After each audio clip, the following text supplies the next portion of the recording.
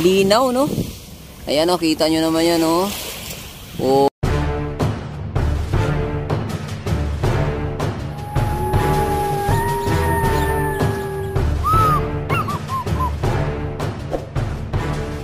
Tayo sa ating Dolomite Beach.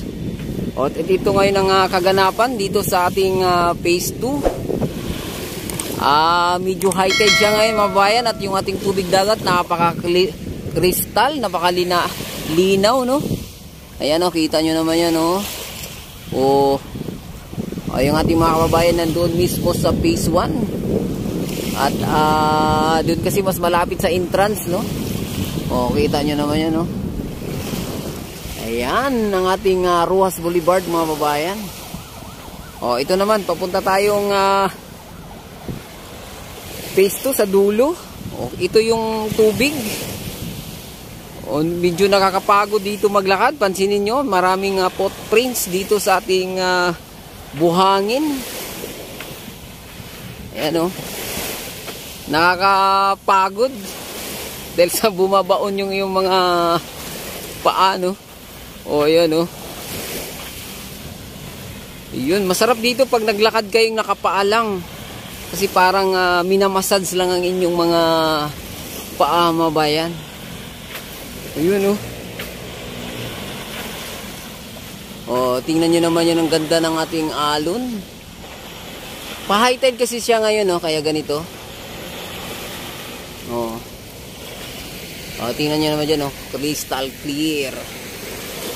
Ayan, sa mga nagsasabi dyan na sayang yung ginastos ng ating Manila Bay Rehabilitasyon. Ayan, ito po yung inyong pinanghinayangan at pinakinabangan na ng ating mga kababayan. Ayan, oh. Oh, diretso tayo, diretso. Oh, kita nyo naman yung alo na yun, oh. Nakaka-relax dito. O, lalo na siguro pag umaga dito, mga bayan, at ganito yung inyong maabutan. Ayan, oh. O, bumabaon lang yung ating ano rito, ang ating mga paa.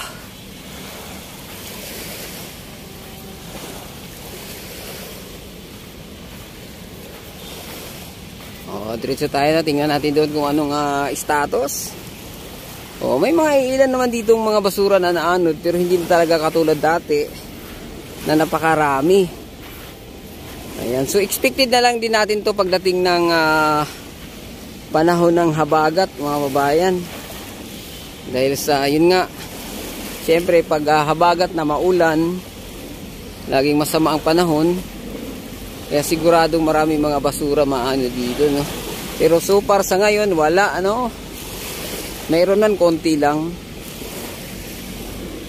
Ayan, no? Tingnan nyo naman yung ating dalampasigan dito, napakaganda.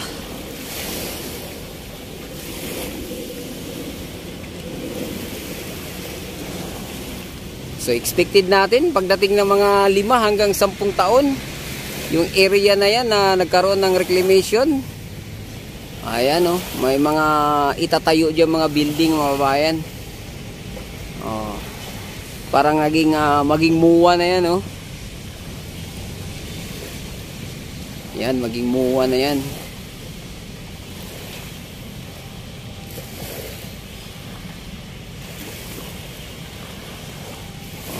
Dito naman, medyo hindi masyadong malambot yung buhangin dito. Ayan, oh.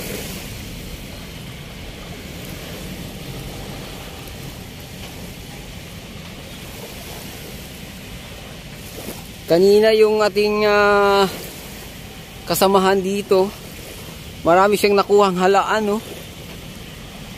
Dami, pwede na yun, ano, sabawan or ibanlian, oh.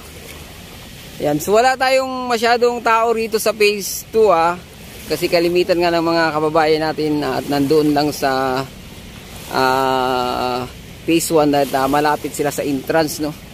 Kasi 500 meters din kasi ang layo ng ating Dolomite Beach na iyong paglalakaran, so kalahating kilometro. Kaya pag hindi ka sanay sa lakad at bumabaon pa ang iyong paa, ito nakakapagod din, no? Nakakangalay din ang ating mga pinti, mga babayan. O, tingnan nyo naman yan, no?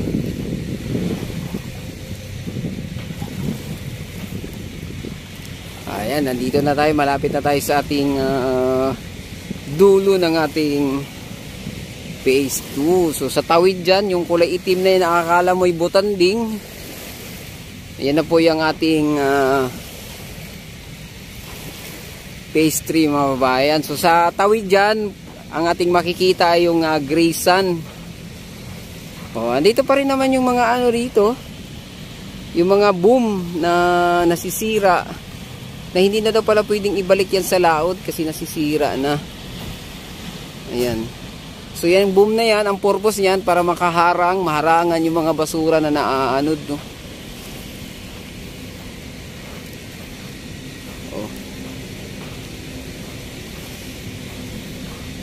Ayan, tingnan nyo naman yung ating phase 1 dito.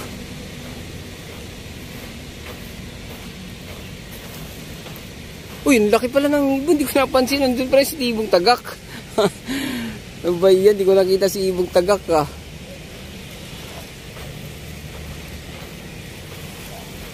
Nabulabog tuloy natin si Ibong Tagak, ah. O kahit di, ayan o. Kahit dito mga babayan, napakadinaw rin ang tubig. Yan, kita nyo naman yan.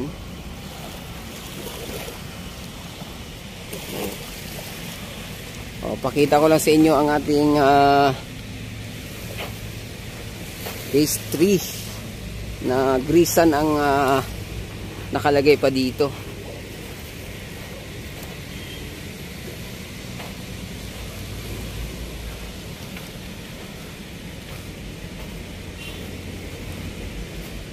Ayan.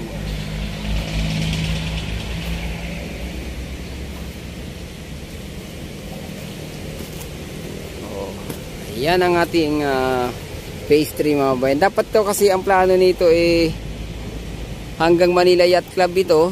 Kaya lang mukhang kinapos na sa budget. Kaya hanggang dito na lang ang ating Dolomite. At naging batikos kasi rin yun eh.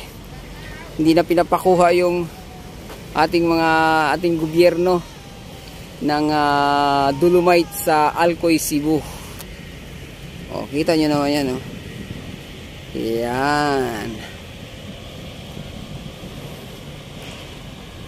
Ayan mga babayan, no? So ayan, so hanggang dito na lang ang ating update. Sana nagustuhan nyo, huwag kalimutang mag-subscribe at i-click ang ating notification bell para ma-update kayo sa mga susunod pang video. Adios amigo, bye bye. Salamat.